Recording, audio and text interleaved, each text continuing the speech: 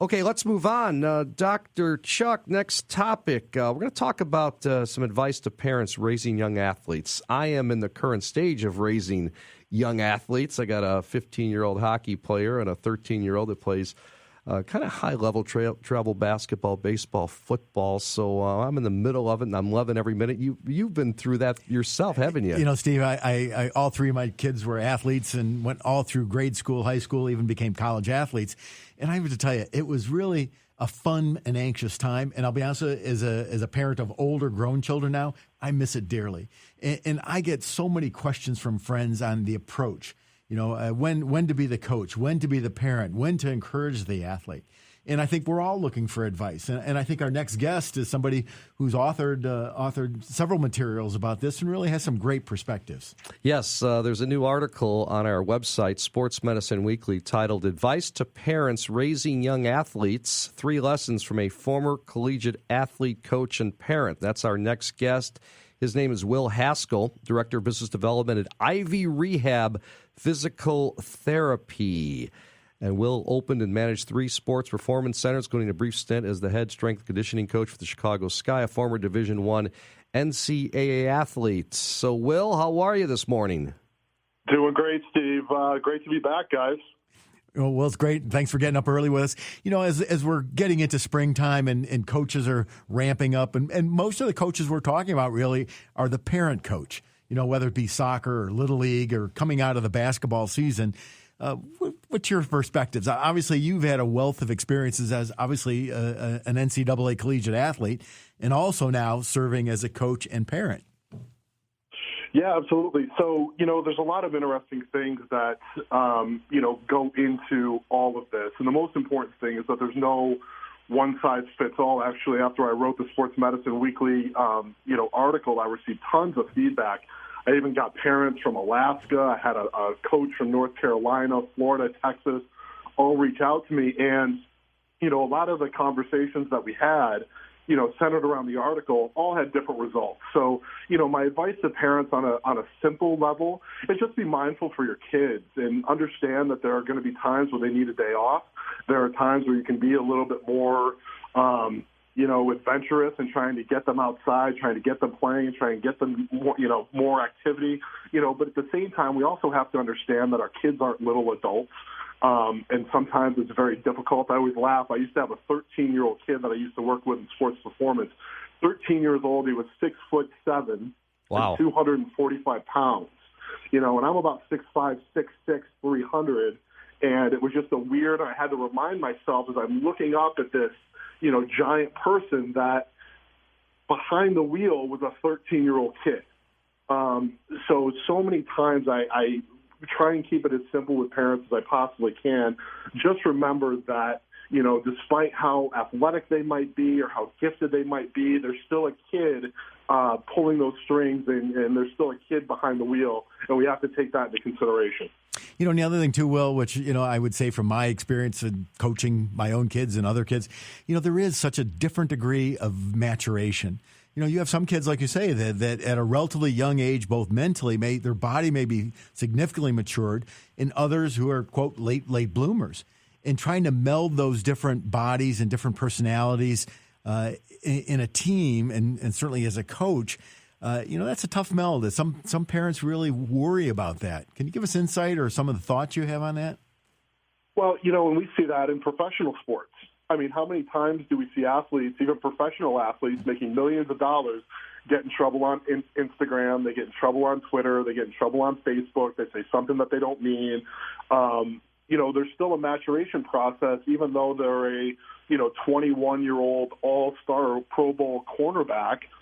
There's still a maturity process that can happen, and that goes both from a physical standpoint and from a mental standpoint, and trying to balance that is ultimately a challenge. Again, it's easy to point to those examples of these kids that at a very young age are 6'5", 6'6". I was reading the other day about a 7-footer, 15-year-old kid, and he's dunking over everybody. But at the same time, even the most specialized, trained, athletic, 18, 19, 20-year-old, we also have to make sure that, we're catering to their mental needs, their psychosocial needs, their education, and sometimes that gets lost because of how athletic they really are. Visiting with Will Haskel from Ivy Rehab Physical Therapy. I'm Steve Cashel with Dr. Charles Bush-Joseph, filling in this week for Dr. Brian Cole. Our show is Sports Medicine Weekly, and Will has written a great article. It's already gotten a ton of hits on our Sports Medicine Weekly website, sportsmedicineweekly.com. Advice to parents raising young athletes, 3 lessons from a former collegiate athlete, coach, and parent. My next question for you, though, Will, is I know you were a guest on our show before when you were a strength and conditioning coach. Why did you leave that field to pursue physical therapy? Well, I was younger and had a lot more hair back then, too, Steve. There you go. Specific to the industry, I felt like I was waging a battle that I couldn't win. I felt like I was spending a lot of time trying to protect kids than actually train them to be better athletes and better people. I got really tired of getting phone calls from angry football coaches late at night, just because I corrected the way an athlete did a deadlift, or I had the audacity to tell a female soccer player that maybe she should take a day off. Even as far as, there was one instance getting a team physician involved when an assistant track coach was telling their athletes to switch doctors that would change their diagnosis. They all had stress fractures, so they could sprint. And I felt like I was spending more time trying to fix all of these problems than actually doing what I was meant to do, which was help, have a positive impact on the kids. So it was at that point I made the decision. I said, if I can't fix this, why don't I move over to the physical therapy side and help work on correcting all the injuries that we were getting in through our doors? And then beyond that, on a personal level, I grew up with a father who was a college basketball coach. He was on the road all the time with recruiting and games and practice, which, was fun as a kid. But eventually he even took some time off when I was in high school to watch me grow up and play. And I couldn't see myself being in the gym at 10 o'clock at night working with someone else's kid while I was missing my own kids grow up. So that's how I got here. Well, I got to tell you, that's great thinking. And we all say that. We all take great pride in working with athletes, and whether at whatever level it is, whether it be adolescence or high school or certainly at a collegiate level, what are the 3 things that are the take-home messages of that thought that you want, our parents and coaches listening this morning to hold in their head? Well, there are 3, and I'm going to reference the article. The first is being the pack leaders, and over the years, working with kids, you get to see a lot of different behaviors, and in many instances, you can tell why certain kids behave the way that they do when you meet the parents. And I'm not necessarily saying that in a bad way. That's a door that swings both ways. I've met some really great kids, and they have some really great parents. And, having the understanding that, the parents are the role models and the parents are the example, not only for education, not only to psychosocial development, but also their athleticism, how well they work with other players, other coaches, are they coachable, all stems back to the parents, which is a big one. The second one is inspiring curiosity, which is kind of a weird concept for some people, especially when you try and sort of circle back to youth sports. But so many times I've seen, a lot of these young athletes, they're growing up and everything is muted, or everything is controlled. Everything has to be in this controlled, confined environment. You can't play soccer unless you have a world-class coach from England in uniforms and referees organizing the whole thing. And, I try to advise parents as best I can, and I catch myself doing this sometimes as well. Just let it go. You don't have to correct every swing. You don't have to correct every jump shot. You don't have to stand over every kick. Let them discover what works for them. Let them figure out, hey, when I do it this way, I'm unsuccessful. So then when they find the right way to do it, they understand that they're the ones who are, essentially inspiring their own success, which creates a lot of really great and really documented long-term outcomes. And then the last one, and Dr. Bush shows that this probably hits home with you more than anybody, is, don't specialize. We've got all these world-class surgeons on the same page. We have all these sport coaches on the same page.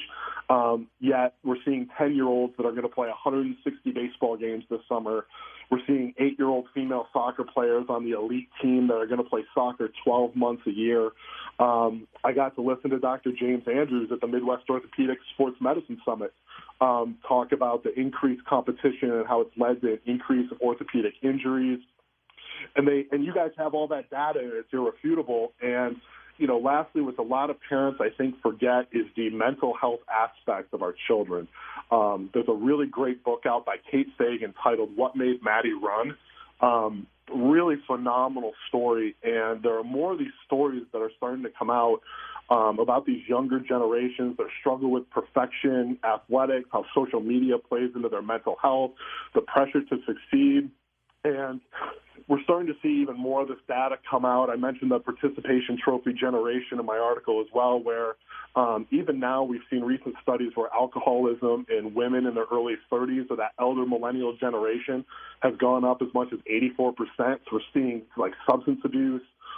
Groups like the Taylor Hooten Foundation, Don Hooten's family and the death of their son, they're doing a lot of steroid epidemic research, and you're finding that, you know, even in the post-Mitchell Report era, there's as many as 80% of youth football players in Texas currently abusing anabolic steroids.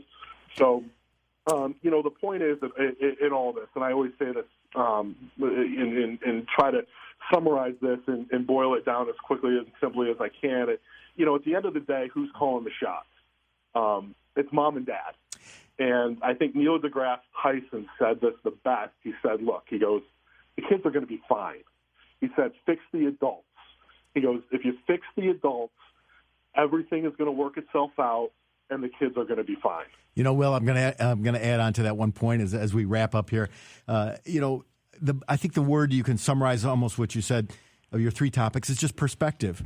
And, you know, I remember coaching my daughter, Katie, in the eighth. She was an eighth-grade basketball player at St. Isaac Jogues in the western suburbs. And Katie went on to become a college athlete and was a rower at Georgetown. We lost a game. I was horribly depressed. I was coaching, and she said, Dad, this is eighth-grade girls basketball. Get over it. That's right. Will, great stuff. Really appreciate you joining us again. Go to our website, folks, sportsmedicineweekly.com for the great story written by Will Haskel, our guest from Ivy Rehab Physical Therapy, talking about advice to parents raising young athletes in 3 lessons. Thanks, Will. Thanks, guys. Always great to be on. Enjoy your Saturday. Thanks, Will. Always happy to talk to you. All righty. That's Have a great one. You got it. Will Haskel from Ivy Rehab Physical Therapy. IvyRehab.com is their website. Let's take a break here on Sports Medicine Weekly. When we return, it's our Ask the Doctor segment. Steve Cashel here with Dr. Charles Bush-Joseph, filling in this week for Dr. Brian Cole. It's Sports Medicine Weekly, only on 670 The Score.